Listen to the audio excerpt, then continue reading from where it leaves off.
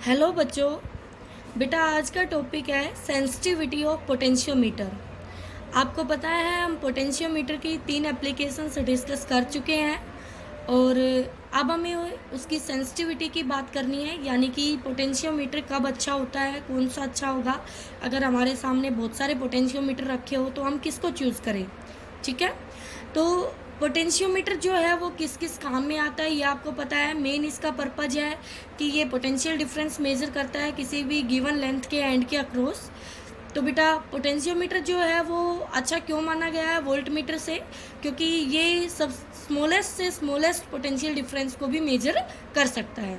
Okay, चलिए तो सबसे पहले इसकी सेंसिटिविटी की हम बात कर रहे हैं। तो ये कहता है कि कम से कम पोटेंशियल डिफरेंस को जो पोटेंशियोमीटर मेज़र करे वो ही सेंसिटिव होगा, यानी जो पोटेंशियोमीटर कम से कम पोटेंशियल डिफरेंस मेजर कर रहा है वो उसकी सेंसिटिविटी डिफाइन कर रहा है। ठीक है, तो पोटेंशियोमीटर की सेंसिटिविटी डिफाइन करने के लिए हम उसका स्मॉलेस्ट पोटेंशियल डिफरेंस मेजर कर लें तो हमें पता चल जाएगा कि किस पोटेंशियोमीटर की सेंसिटिविटी अच्छी है और किसकी नहीं है। चलो, अब कहता है कि जितना पोटेंशियल ग्रेडियंट कम होगा किसी भी पोटेंशियोमीटर का उतना ही ज़्यादा उसकी सेंसिटिविटी होगी।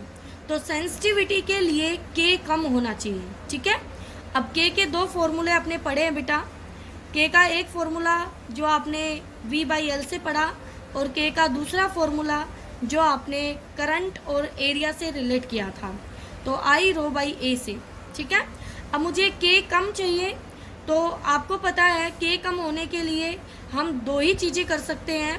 इसमें तो आप लेंथ को बढ़ा सकते हो, ओके, और इस केस में आप वायर के अंदर जो करंट जा रहा है उस करंट को घटा सकते हो, क्योंकि के को घटाना है। तो के को घटाना है तो एल को बढ़ाना है, के को घटाना है तो आई को घटाना है। अब कहेंगे मैम रजिस्टिविटी, एरिया।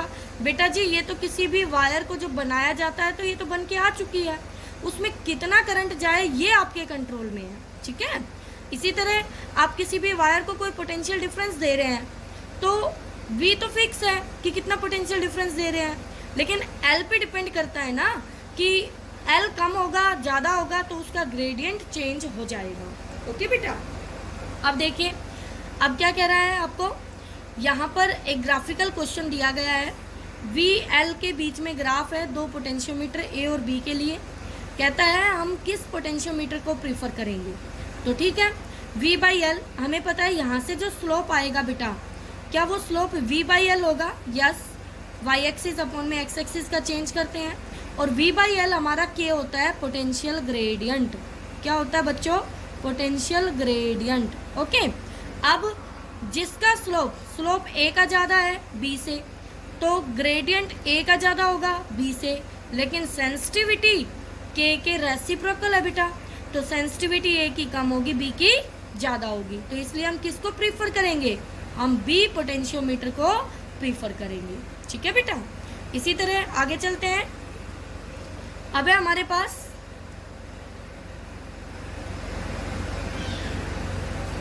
बहुत ही इम्पोर्टेंट क्वेश्चन हम डिस्कस करने जा रहे हैं बेटा, अच्छे से समझना है आपको। ये आपके कॉन्सेप्चुअल क्वेश्चन में पूछे जाते हैं। देखिए यहाँ पर एक पोटेंशियोमीटर लिया गया है और ये ड्राइवर सेल है और उसके साथ एक रेजिस्टेंस लगा है और एक मेन सेल लगी हुई है E1 जो बैलेंस की गई है AJ लेंथ से। तो कहता है अगर R को बढ़ाया जाए तो जो बैलेंस पॉइंट है वो किसकी तरफ शिफ्ट होगा? A की तरफ, B की तरफ, या एज इट इज़ रहेगा जहाँ है वहीं, या कुछ नहीं होगा, none of these, sorry will not shift, या नन ऑफ दीज, इनमें से कोई नहीं। ठीक है बेटा, तो बेटा एक बात बताइए, जो आपका ये R है इस R का रोल क्या है पहले ये बताओ। मैम इस R का तो बहुत बड़ा रोल है। इस R से हमारा K ग्रेडियंट, पोटेंशियल ग्रेडियंट पे फ़र्क पड़ता है। कैसे पड़ता है? क्योंकि अगर ये नहीं होता तो जो हमारा E है वो सारा का सारा AB अक्रॉस ड्रॉप हो जाता, AB वायर के अक्रॉस, लेकिन अब ये R आ गया तो कुछ ये रख लेगा और बाकी पोटेंशियल इसको मिलेगा। बिल्कुल यही बात हुई। अब देखिए, अगर सीधी सी बात है, अगर ये आर, मैं पहले बेटा जर्नल वैसे समझा देती हूँ कॉन्सेप्चुअली, फिर आपको मैथमेटिकली भी दिखा दूंगी। तो देखिए, अगर इसको मैं बढ़ाऊंगी तो यहाँ से जो करंट जाएगी वो करंट होगी E by R plus this wire resistance, यानी करंट भी वेरी करेगा, आर बदलेगा तो बिल्कुल। तो बेटा एक तरह से अगर ये आर हम बढ़ाएंगे तो जो वोल्टेज ड्रॉप यहाँ होगा वो ज़्यादा और ए बी के अक्रॉस कम होगा, तो कम होगा तो इस, और ये फिक्स है, इसको बैलेंस करना है। अगर ए बी वायर को पहले 100 वोल्ट मिल रहा था तो मान लीजिए लगभग ये बीच में बैलेंस हो रही थी 50 पे, ये 50 वोल्ट की है तो बीच में बैलेंस हो गई। ओके, अब मान लो इसको 80 मिलेगा तो ये तो अब भी 50 है, तो अब मिड तो 40 हुआ, तो 50 के लिए क्या इस लेंथ को बढ़ना पड़ेगा? यस मैम, बढ़ना पड़ेगा। तो क्या बैलेंस पॉइंट को बी की तरफ जाना पड़ेगा? बिल्कुल जाना पड़ेगा। बेटा आप इसको दोबारा से सुनिए, अपना रिपीट करके, जब तक क्लियर ना हो, फिर भी कोई डाउट रहे मुझसे डिस्कस कीजिए। बहुत ही इम्पोर्टेंट क्वेश्चन डिस्कस हो रहे हैं ये आपके, ठीक है। मैंने क्या बताया, आर बढ़ा तो यहाँ पे पोटेंशियल ड्रॉप कम हुआ। तो मैंने एक एग्जांपल लिया, मान लो पहले जिस भी वैल्यू पे यहाँ 100 मिल रहा था वोल्टेज और इसका 50 था, तो क्या मिड में जाके बैलेंस हो गया? हो गया। अब मान लो इसको बढ़ा दिया तो इसको पोटेंशियल मिला अब 80, क्योंकि वो ज़्यादा खा जाएगा, तो इसको 80 मिला और इसको 50 पे बैलेंस करना है, तो बीच में तो 40 बना, तो 50 के लिए क्या इस लेंथ को बढ़ाना पड़ेगा, तो पॉइंट को क्या बी की तरफ जाना होगा? बिल्कुल। तो बेटा यहाँ से देखिए, आपको जर्नल तो समझ में आ गया है, ठीक है, कॉन्सेप्चुअली। अब देखिए, के होता है आई रो बाई ए, इसको इक्वेशन 1 मान लिया। के का दूसरा फॉर्मूला भी इधर लिख दिया, वी बाई एल, ठीक है, जरूरत पड़ी तो। बैलेंस करना है वी डैश को, जो कि E1 है, और वो होगा के इंटू एल डैश, ठीक है।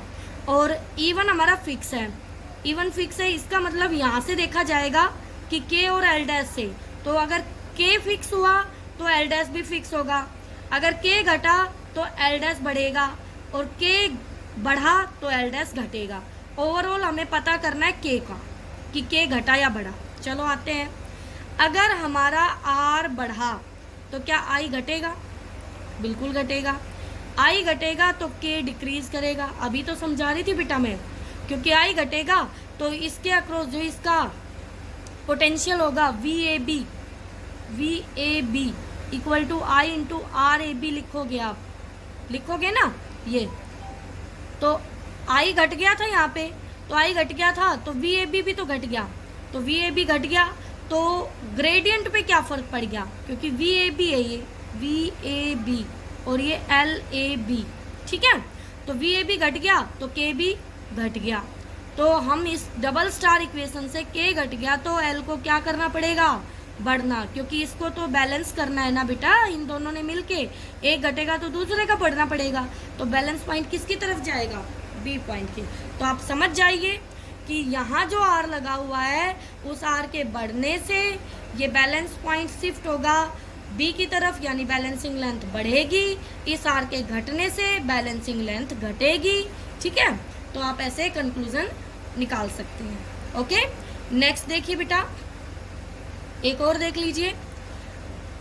अब क्या कहता है, अब हमने ले लिया है आर को, ये आर डैश है, कांस्टेंट है, ये फिक्स है, इससे कोई फर्क नहीं पड़ रहा, ये E1 भी फिक्स है, तो इसका मतलब ये हुआ जो के है ग्रेडियंट ऊपर वाले सर्किट का जो काम होता है वो हमारा यहाँ कांस्टेंट है, तो उससे कोई फर्क नहीं पड़ रहा यहाँ, ठीक है।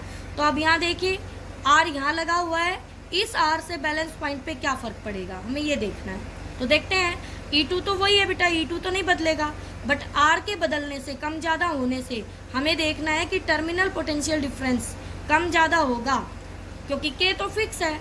अब के फिक्स है तो टर्मिनल पोटेंशियल डिफरेंस क्या होता है? वही वी डैश क्या होता है? के इंटू एल डैश। बोलो बेटा जी। तो यहाँ से आपका के फिक्स है, के फिक्स है, अगर आपका वी डैश चेंज होगा तो उसी हिसाब से आपका एल डैश भी तो क्या होगा? चेंज होगा। देखते हैं। तो बेटा ये तो आपने सबसे पहले यहाँ से लिख लिया कि v बाई के इक्वल टू एल, ठीक है। अब चलिए हमें यहाँ से चेक करना है, के फिक्स है तो हमें जानना है V के बारे में, जो मैं अभी आपको बता चुकी हूँ, ठीक है। तो V, अब इसका V देखने के लिए इस सर्किट में जो भी करंट होगा तो इसके अक्रॉस जो पोटेंशियल डिफरेंस होगा वही इसके अक्रॉस होगा, यानी V equal to I R होगा बेटा, बिल्कुल। और यहाँ पे I कितना है, I है E2 अपॉन में R प्लस R, ये R कौन सा ले लिया बेटा आपने, अगर आपका सेल का कोई इंटरनल रेजिस्टेंस है तो वो आ जाएगा, ठीक है, इनटू में R। चले अब देखिए, यहाँ से आपका R आप नीचे लेके गए तो ये हो गया E अपॉन में 1 प्लस R बाई R। तो इस R को इंक्रीज किया तो ये V भी क्या होगा, क्योंकि देखो इसको बढ़ाया तो ये घटी, नीचे वाली टर्म घटी तो ये बढ़ी, तो V बढ़ गया, तो V बढ़ गया तो L डैश भी क्या करेगा, बढ़ेगा, तो B पॉइंट की तरफ शिफ्ट हो जाएगा आपका बैलेंसिंग पॉइंट। ओके बेटा, ठीक है।